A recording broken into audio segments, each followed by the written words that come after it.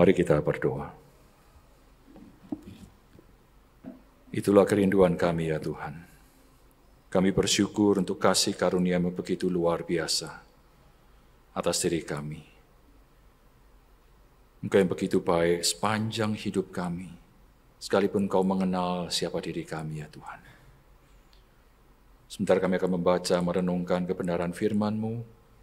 Kami mohon Tuhan kami berkarya tengah-tengah kami. Pimpin dan tolong kami, juga untuk hamba-Mu yang penuh dengan kelemahan ini. Tuhan kami berkenan memakainya bagi kemuliaan nama-Mu. Terima kasih. Demi Yesus Kristus kami berdoa. Amin.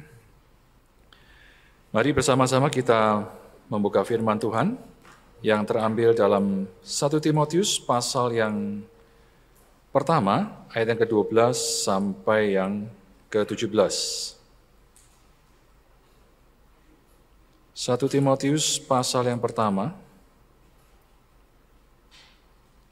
ayat yang 12 sampai ke-17. Kita akan coba bacakan secara bertanggapan ya, ayat yang ke-12 atau genap, Bapak Ibu yang ganjil, kita bertanggapan terus sampai ayat yang ke-17. Saya akan mulai terlebih dahulu, ayat yang ke-12. Aku bersyukur kepada Dia yang menguatkan aku, yaitu Kristus Yesus Tuhan kita, karena Ia menganggap aku setia dan mempercayakan pelayanan ini kepadaku.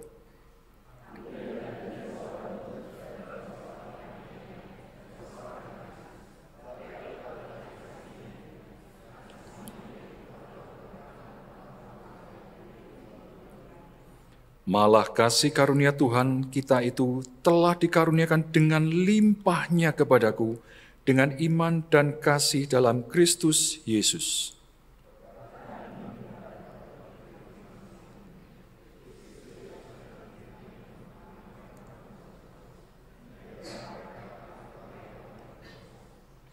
Tetapi justru karena itu aku dikasihani, agar dalam diriku ini sebagai orang yang paling berdosa, Yesus Kristus menunjukkan seluruh kesabarannya.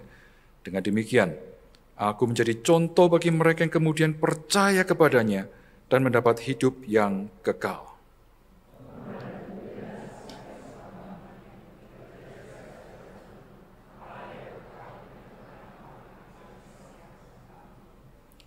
Ya.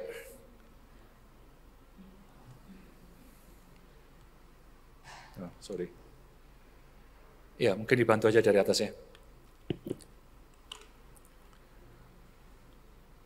Ketika kita mungkin melihat situasi seperti ini di media sosial, kita sering baca, lihat di televisi, orang yang baru keluar penjara,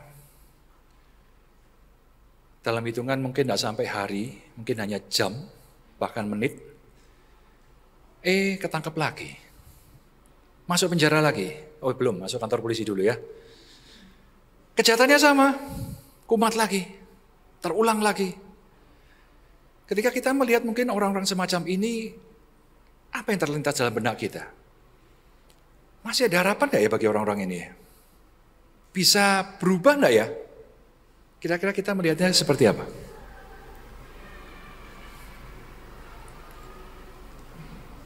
Dan kalau kita mungkin bertanya, apakah kita lebih baik dari mereka?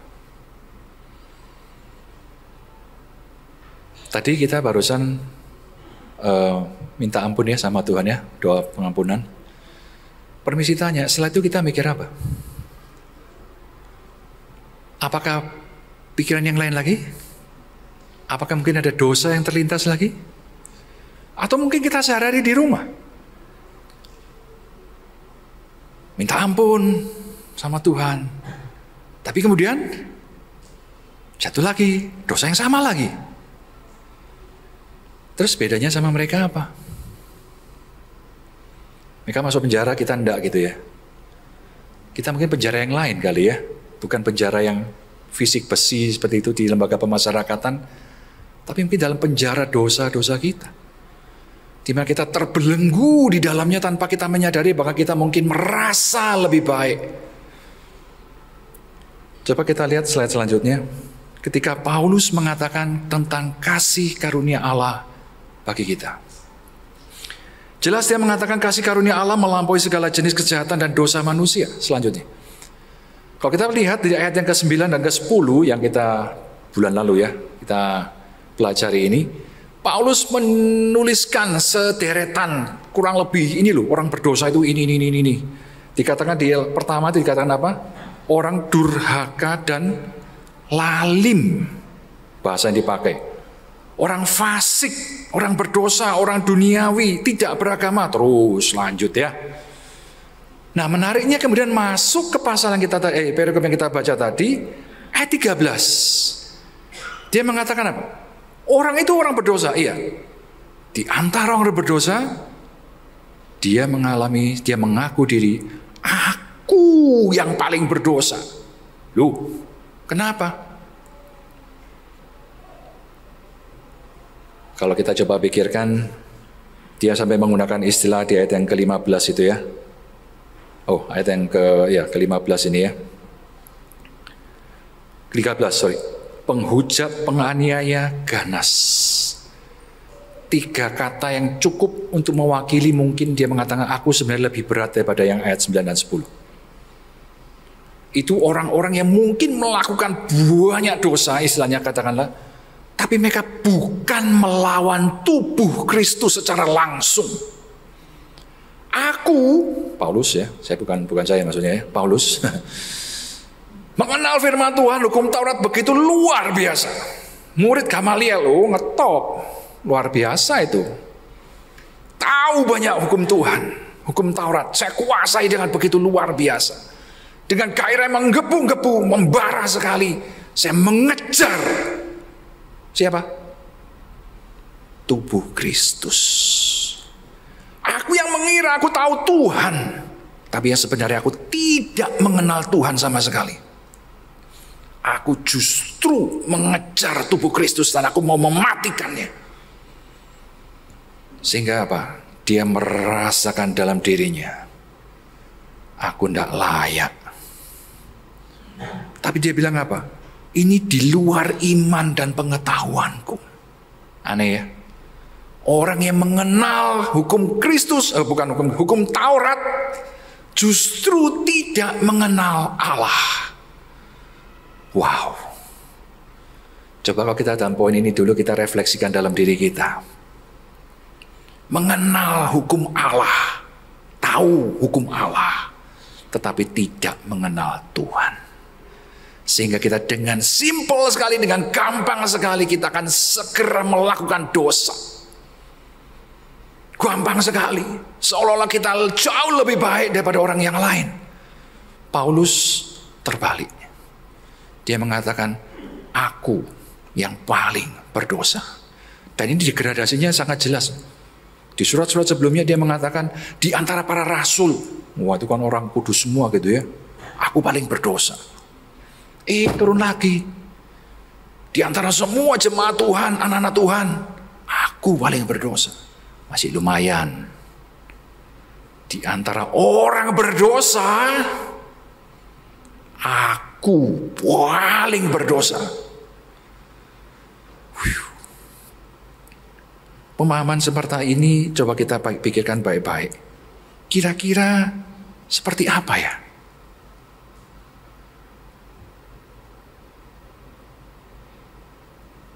Paulus menuliskan dalam Kisah Para Rasul pasal ke-9 ketika dia menceritakan bagaimana dia berjumpa dengan Tuhan.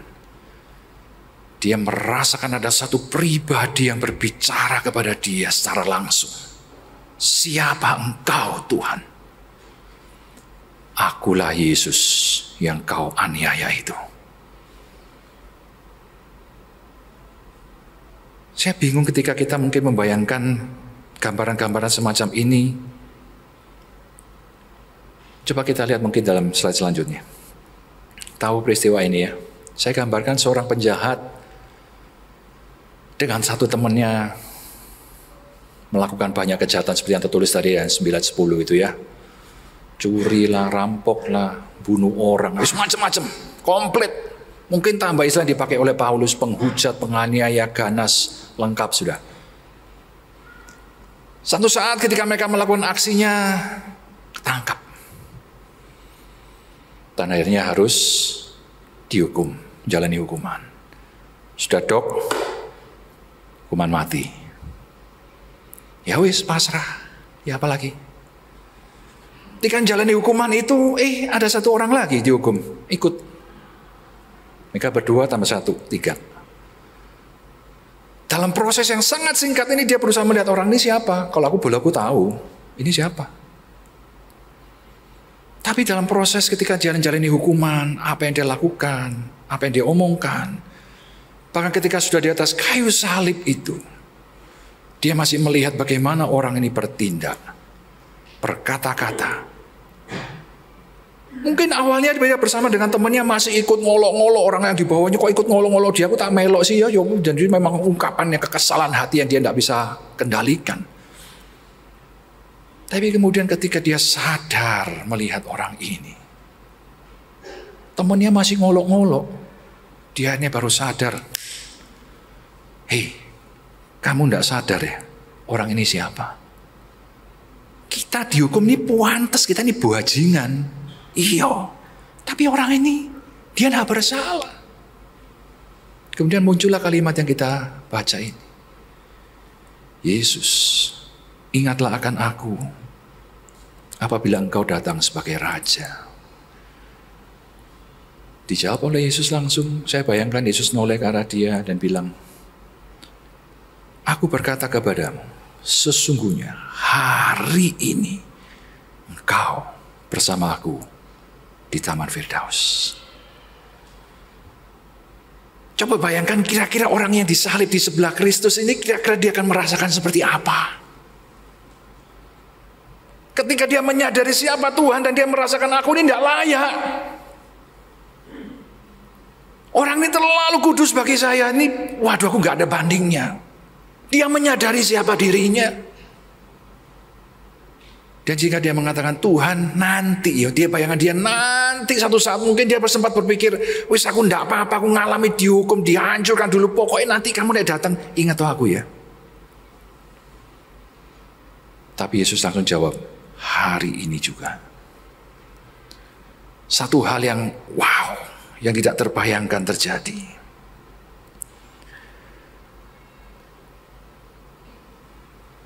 Orang ini menyadari siapa dirinya, siapa Tuhan. Satu sisi kita mungkin merasa juga slide selanjutnya. Kita mungkin tahu kita ini orang berdosa, sisi yang satu. Sisi yang lain, kita juga memahami bahwa Tuhan itu mengasihi kita. Iya. Tapi sekali kita tidak sadari adalah apa? Kita merasa, aku ini sudah cukup baik loh Tuhan. Sehingga Tuhan mati bagi saya itu, ya wes kamsia. Kita tidak menyadari seberapa bejat diri kita sebenarnya di hadapan Tuhan. Kita terlalu menganggap remeh dosa-dosa kita. Itu hanya receh Tuhan, tidak apa-apa lah cincai. Aku gak sampai kayak gitu, aku gak sampai apalagi waduh bajingan kayak begitu. Gak sampai. Sehingga apa? Kasih karunia Tuhan kita anggap begitu murah, begitu, sudahlah, gampang saja. Ketika kita menyadari siapa diri kita, siapa Tuhan, bagaimana respons kita? Dan bagaimana hidup kita selanjutnya? Slide selanjutnya. Kasih karunia Allah sanggup mengubahkan manusia yang berdosa.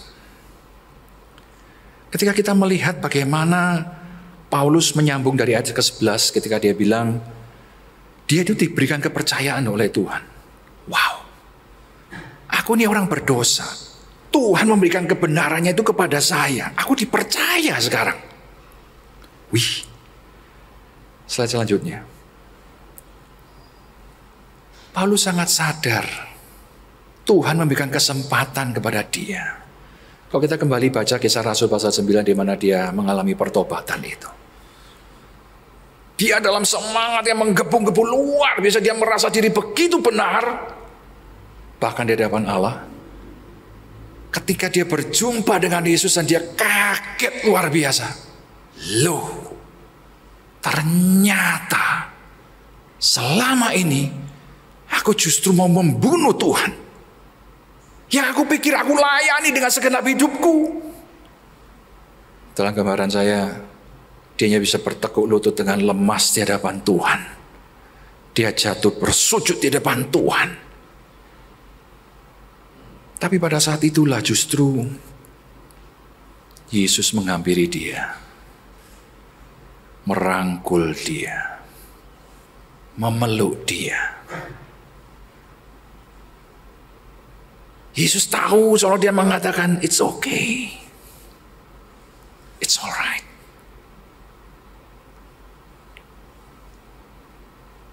Tadi semangat yang menggebu-gebu itu salah. Sekarang dia ubah dengan semangat yang lebih kuat lagi. Dia melayani Tuhan.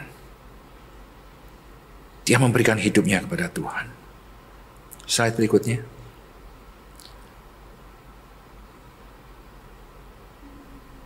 Kejadian yang belum lama ya dari kita ya.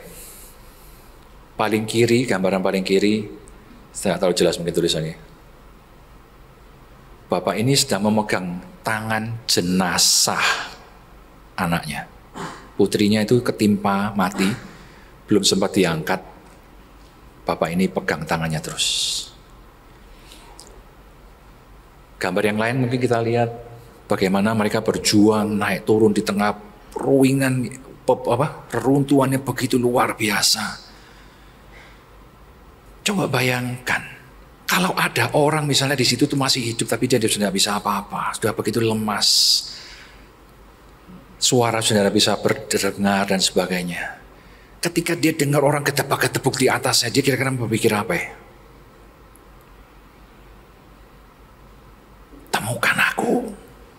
Temukan aku di sini. Aku di sini. Coba bayangkan ketika itu sekian jam orang ketebak-ketebuk tapi kok nggak ketemu-ketemu. Mulai malam, petang, sepi, dinginnya malam, sendirian. Dia berpikir apa? Masih adakah aku harapan?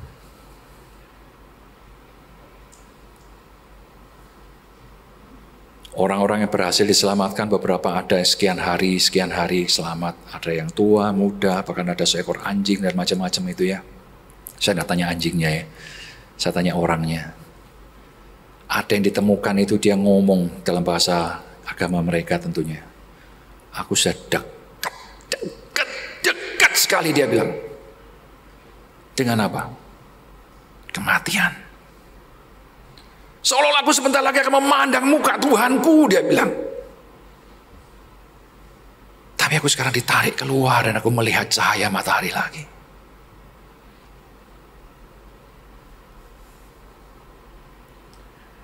Slide selanjutnya. Saya sengaja memilih gambar ini, lukisan ini, menggambarkan kita itu sebenarnya bukan baik-baik saja. Seorang pengemis, tanda kutip, orang yang kumal, tidak karu-karuan. Bukan orang yang parlente, bersih, rapi semua, yang seolah tidak perlu apa-apa. No. Kita itu persis seperti itu. Itulah gambaran kita. Sudahkah kita bertemu atau ditemukan oleh Tuhan?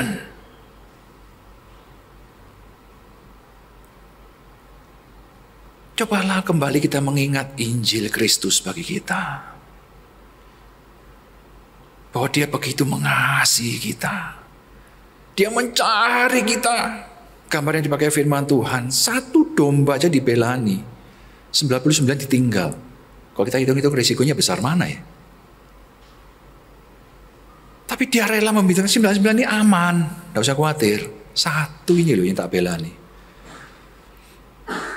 Dan dia memberikan nyawanya bagi kita. Kalau kita tidak bisa memahami lebih dalam akan hal ini, saya tidak heran.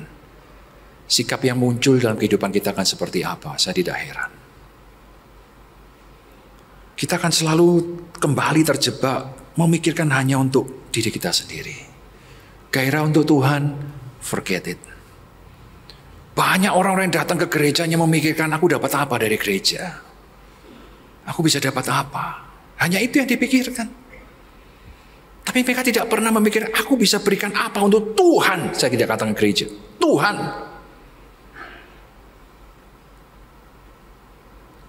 Setiap kali pelayanan kita akan seperti apa? Kalau kita sungguh-sungguh untuk Tuhan. Hitung-hitungan. Untuk ruginya apa? Hujan sedikit gerimis, wah repot nanti, tunda aja dulu. Bapak Ibu, mohon maaf. Kalau lewat jalan Ijen, kalau malam, sore lah, mulai malam, pernah enggak melihat ada dua sisi ini, ada dua anak yang selalu jualan dekep sesuatu di situ? Pernah lihat ya? Saya pikir pertama itu, wah kamu salah posisi nak, jangan jualan di situ. Posisi saya pikir pertama begitu. Kemarin hujan deras kami pulang, saya lihat loh, anak ini masih di sini. Gelekep satu box plastik ya, kue atau makanan saya enggak tahu. Saya lihat ada orang berhenti, turun dari sepeda motor, menghampiri dia. Saya lihat dari spion. Mereka berjuang, tanda kutip. Saya tidak tahu dia dibekali tipe seni apa sama orang tuanya, kok sampai dia harus bertahan sekalipun dalam hujan seperti itu. Tidak berteduh. Kepes itu dia, basah kuyup. Mereka berjuang untuk hidup. Kita diberikan hidup oleh Tuhan. Tapi seringkali kita tidak mau berjuang di sana bersama dengan Tuhan. Mari kita renungkan kembali kasih Allah ini, khususnya dalam masa-masa kita prapaskah ini. Slide selanjutnya. Kalau kita boleh pikirkan baik-baik. Paulus dalam semua suratnya rata-rata tidak pernah lupa. Satu, salam. Pada ini, kepada ini, bahkan di tengah-tengah setelah salam mungkin dia akan langsung memberikan doksologi, istilahnya berkat itu diberikan. Di akhir dia tidak pernah melupakan yang namanya doksologi. Yaitu apa? Doksa, bukan dosa ya. Doksa. Kemuliaan bagi Tuhan. Itu diberikan oleh Paulus, selalu dia memuji Tuhan. Ini menjadi satu ciri khas tertentu yang namanya Paulus. Tapi bukan hanya Paulus, tapi dari diri setiap orang percaya seharusnya. Ketika mereka mulai menyadari kasih karunia Tuhan dalam hidup kita. Dalam hidup kita semua. Paulus tadi dengan jelas mengatakan, aku paling berdosa di antara sekian banyak orang yang berdosa. Slide selanjutnya. Dan dia seolah-olah mengkontraskan hanya terpaut 2 ayat. 15 ayat 17. Dia menyadari Tuhan memberikan begitu banyak hal. Aku ini bukan cuma diselamatkan. Seolah-olah dia bilang, aku ini bukan cuma diselamatkan, tahu dari samping, wis selesai ya, wis macam-macam. Enggak. Tuhan menyelamatkan dia, mengambil dia, merangkul dia, membereskan, membuat dia baik kembali, dan memberikan kepercayaan kepada dia. Nih, sekarang tak kasih tugas ya, kamu tak kasih kepercayaan, lakukan. Coba kalau kita mengalami hal semacam itu. Dan ungkapan-ungkapan yang dipakai oleh Paulus di ayat ke-17. Raja segala zaman. Allah yang kekal, yang tak nampak. Kenapa sampai dituliskan kenapa tak nampak? Pada zaman itu banyak sekali orang yang menyembah itu seringkali harus melihat sesuatu. Menggambarkan Tuhan modelnya begini. Dan khususnya maaf, orang-orang tidak mengenal Tuhan. Menggambarkan selalu dengan bentuk-bentuk tertentu sehingga menyembah Tuhan seperti itu. Tapi Paulus bilang, no. Tuhan mengajarkan dia memang secara fisik tidak nampak. Tetapi dia menampakkan dirinya melalui hati kita. Dia bisa jelas bagi kita ketika kita menerima kasih karunia Tuhan itu. Slide selanjutnya. Ini ada bukunya Bapak Ibu, kalau itu yang bukunya tengah itu ya, orangnya aslinya sebelah kiri itu. Namanya Bruno Camporimo, kita tahu ya, namanya aja sudah kelihatan Itali. Memang keturunan Itali, pindah masa-masa Perang Dunia, dia pindah ke New York. Di New York, dia kehilangan orang tuanya, papa, mama, dia merasa sangat marah kepada Tuhan. Dia sampai sempat mengatakan, kalau kamu ada Tuhan, kenapa papa mamaku sekarang kamu ambil? Dia marah, dia jengkel sekali. Kemudian dia mulai hidup dalam yang ya kita tahu ya, nggak karuan gitu ya, mulai minum alkohol, curi, berjudi, macam-macam sampai akhirnya dia ketangkep karena dia bikin onar. Tangkap, masuk penjara. Ketemulah gembong mafia yang sesungguhnya. Salvatore namanya. Orang Itali lagi. Di penjara 6 bulan, dipesenin. Nanti kalau kamu sudah keluar dari penjara ya, ketemui saya. Bener, keluar penjara, didatangi itu Salvatore itu. Wah, kamu sudah keluar ya Bruno ya, tak kasih kerjaan. Nah, kamu pegangnya salah satu bisnisku. Judi. Wah. Berkembang. Dia ikut main. Ngutang malahan. Waduh, dia sendiri kalah. Ngutang berapa puluh ribu dolar begitu ya. Dia dikenalin satu orang lagi. Pencuri luar biasa. Ini biasa nyuri yang untuk orang-orang elit itu ya. Parlente gitu yang diambil sama dia. Ikut. Dapat. Wah. Luar biasa. Terus berkembang. Dia bilang mencuri itu wah nikmat sekali dia bilang. Sesuatu yang besar sekali, rasanya tidak puas, harus lebih lagi. Waduh. Sampai akhirnya dia tiba-tiba berjumpa dengan seorang namanya Angela. Wah, dia naksir luar biasa. Akhirnya singkat kata dia menikah. Terus mereka seolah-olah bertekad, ayo kita tinggalkan hidup yang lama ini. Wah, istilahnya pindah ke California. Bikin usaha. Restoran, saya tidak tahu restoran ayam nggak masalah, saya lupa. Berjuang keras 2 tahun dia bilang waktu itu, wah bisa mencapai, kalau dia bilang waktu itu bisa kalau soalnya seolah-olah kalau restorannya dijual harganya $2 juta waktu itu waktu itu $2 juta. Wow. Tak disangka dia menemukan apa? Istrinya ternyata kecanduan narkoba. Waduh. Kaget dia luar biasa. Dia meninggalkan Salvatore gara-gara hal itu. Sekarang dia harus menemukan istrinya kecanduan hal yang sama. Waduh. Dan itu kecanduannya, dia ketahuannya tidak sengaja. Ketika dia di toilet, dia lihat, loh ini bubuk bukan bubuk tepung biasa. Dia kan mantan bandarnya ya. Dia tahu barang apa ini. Dikejar istrinya, betul. Uang restoran itu banyak dihabiskan untuk membeli narkoba, memuaskan dia. Wah, dia panik. Dia muntap, marah luar biasa. Nggak tahu kejadiannya seperti apa. Istrinya waktu keluar mau beli narkoba itu, kecelakaan. Tanya nabrak Bruno sendiri. Koma, meninggal. Wah, dia tambah frustasi lagi. Minum-minuman lagi, kacau segala macam. Pada waktu terjadi itu, ada seorang pendeta, dia bertemu dengan pendeta di bar. Dilihatin, dan ditanya, ngobrol-ngobrol, ditanya, kamu lagi ada masalah ya? Kok tahu? Ya modelmu kayak gitu, nggak tahu. Kelihatan lah. Terus dia bilang apa? Uang itu bukan yang kamu butuhkan. Dia mulai melotot. Pendosa kayak kamu. Wow, dia mulai marah. Kamu bilang apa? Pendosa. Gibeng sama dia. Jatuh itu pendetanya. Wah, dia tidak marah, diam aja.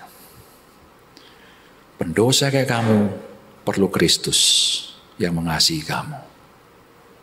Marah besar, dia pergi. Setelah gibeng itu dia pergi. Dia judi lagi, dia berusaha untuk, waktu itu masih koma ya istrinya, dia berusaha untuk mencari uang lagi untuk istrinya. Menang pertama $10.000 atau berapa ribu dolar. Wah, ada pengharapan. Kedua, ketiga, amblas total. Habis dia. Dia panik. Mau apa lagi sekarang? Gak ada harapan. Dia bisa ngambil pistol, dia mau bunuh diri. Tapi uniknya dia bilang, di buku yang dia katakan itu, seolah kalimat pendeta itu terngiang lagi di telinganya dia. Bukan uang yang kamu perlukan. Kristus yang kamu perlukan. Dia mikir, Kristus ini sopo? Kemudian dia langsung bilang, udah saya coba ya, dia bilang, Kristus kalau kamu ada, atau Yesus dia bilang, kalau kamu benar ada, masuklah ke dalam hatiku sekarang. Dan apa yang terjadi? Dia tiba-tiba merasakan ada satu kedamaian luar biasa yang tidak pernah dia rasakan sebelumnya. Dia kaget. Apa ini, dia bilang. Sesuatu jelas terjadi dalam hatiku. Dia merasakan pengampunan Tuhan, dia menangis di situ. Kemudian dia beranikan diri maju satu hal lagi. Tuhan, dia waktu itu baru dengar kabar istrinya meninggal. Kalau kamu ada, bangkitkan istriku. Versi yang dia tulis, cara dia menuliskan, kemudian dia seolah-olah melihat dari pintu ada satu cahaya yang begitu terang muncul. Kemudian bergerak menuju kepada istrinya. Itu gambaran dia ya. Istrinya bangkit. Istrinya bangkit. Dia kaget luar biasa. Dia tidak bisa berkata apa-apa. Wow. Kemudian dia menuliskan kalimat itu. Menjadi pengikut Kristus bukan, sebentar. Menjadi pengikut Kristus bukan sekedar punya agama. Bukan cuma agama. Tetapi memiliki gaya hidup seperti Yesus. Bukan cuma sekedar memenuhi kewajiban, tanda kutip, ke gereja, mungkin pelayanan. Bukan cuma itu. Tapi mengikuti Yesus. Memiliki gaya seperti Yesus.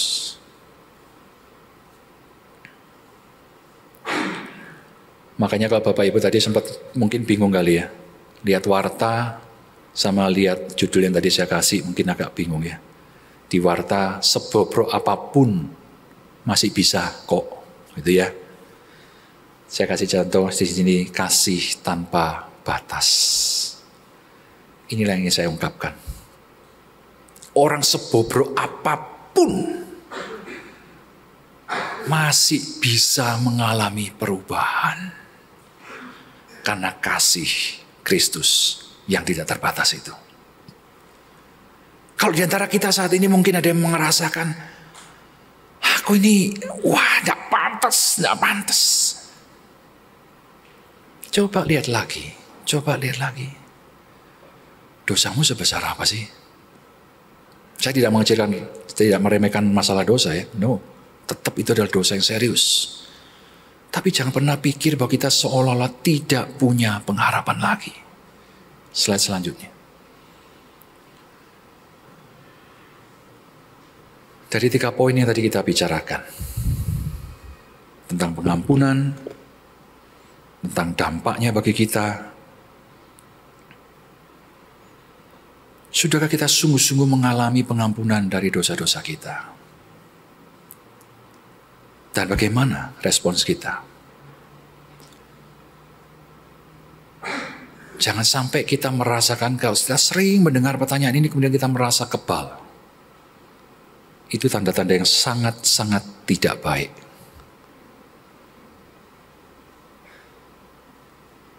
Kalau kita mengatakan, iya, aku sudah merasakan dan menerima kasih karunia Tuhan. Adakah gairah dalam hidup kita untuk mengikut Kristus dan hidup baginya? Ada enggak? Atau kita masih terus tadi saya katakan hitung-hitungan? Aku dapat apa dari gereja? Kita masih nuntut loh. Tuhan sudah berikan yang terbaik, terbesar, terindah. Masih nuntut lagi. Ada enggak beres di sini? Dan ketika kita menjalani hidup yang penuh dengan masalah, penuh dengan tekanan, apakah kita sungguh bersandar kepada Kristus? Atau siapa yang kita andalkan?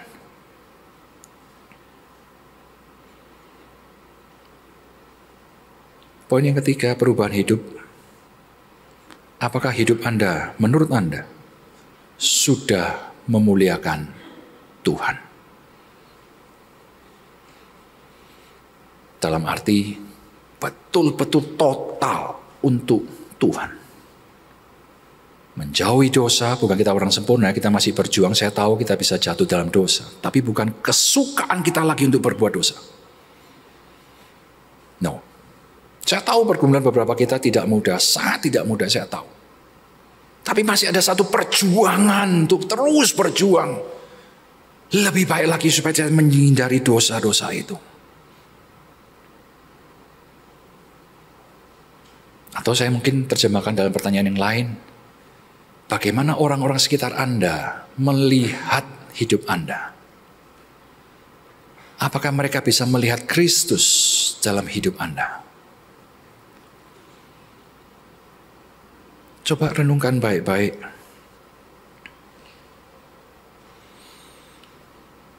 Menjelang Prapaskah, ini Prapaskah maksudnya, menjelang Paskah maksud saya. Kita akan mengingat pengorbanan Tuhan di atas kayu salib. Mati, bangkit bagi kita. Apa artinya? Dan apakah itu terus berbicara kepada kita? Menggerakkan kita, mendorong kita untuk kita boleh sungguh-sungguh hidup bagi Tuhan. Mari kita mengambil waktu sejenak di hadapan Tuhan. Pikirkan beberapa pertanyaan refleksi ini secara pribadi.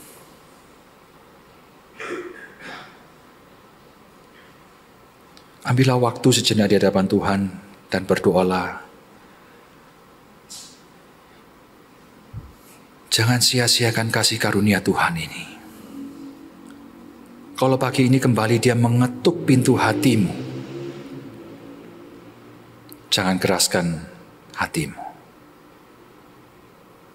Bukalah, izinkan dia masuk, dan nikmatilah persekutuan yang begitu indah, begitu melegakan, begitu menyukakan.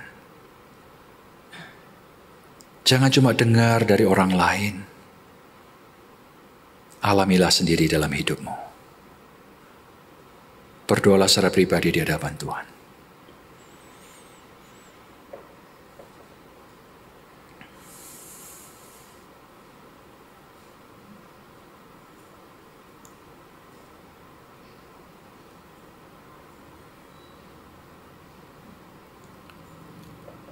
Bapa di surga, kami datang kepadamu. Kami bersyukur ya Tuhan. Kasih karuniamu begitu dalam, begitu luas, jauh melampaui dari apa yang kami bisa bayangkan. Dan terutama kami bersyukur ya Tuhan, karena dosa-dosa kami tidak melampaui kasih karuniamu. Engkau yang lebih besar dari kami. Kasih-Mu yang begitu melimpah atas kami. Tolong kami ya Tuhan. Untuk kami tidak sembarangan dengan kasih-Mu ini. Tuntun dan tolong kami dalam segala perjuangan hidup kami. Tuhan Kau yang melihat setiap diri kami dalam setiap kondisi keadaan kami. Apakah kami masih terikat dengan dosa-dosa tertentu? Apakah kami masih terus memikirkan diri kami sendiri, mencari kesenangan diri kami sendiri? Apakah kami masih terus mengesampingkan kebenaran firman-Mu? Tuhan Kau yang tahu jebakan-jebakan apa yang masih terus menjerat kami. Pagi ini Tuhan, kami datang kepadamu. Kasih-Mu, kasih karunia-Mu, anugerah-Mu lebih besar dari semua permasalahan yang sedang kami hadapi saat ini. Kami percaya ya Tuhan, Engkau tidak meninggalkan kami. Engkau terus bersama dengan kami. Engkau terus juga berjuang dalam segala kesulitan jatuh bangun kami. Tuntun ya Tuhan, untuk kami boleh sungguh mengalami Engkau secara pribadi, bukan menurut kata orang. Terima kasih ya Tuhan. Kau yang terus berkarya dalam hidup anak-anak-Mu, Kau yang membimbing, Kau yang menyertai, Kau yang menolong kami. Demi Yesus Kristus kami berdoa. Amin.